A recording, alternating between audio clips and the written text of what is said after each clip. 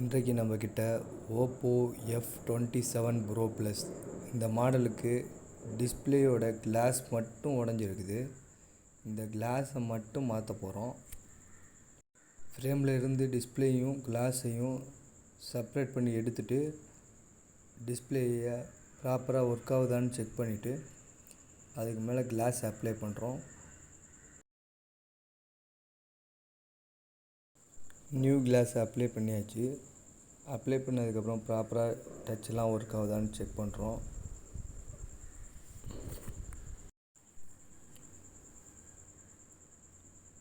இப்போ அதோட ஃபினிஷிங்கை பார்க்கலாம். நீங்களே நல்ல ஃபினிஷிங்காக இதே மாதிரி உங்களுக்கும் டிஸ்பிளே கிளாஸ் மட்டும் சேஞ்ச் பண்ணணும் அப்படின்னா இந்த ஸ்க்ரீனில் தெரியல இந்த நம்பருக்கு கான்டாக்ட் பண்ணுங்கள்.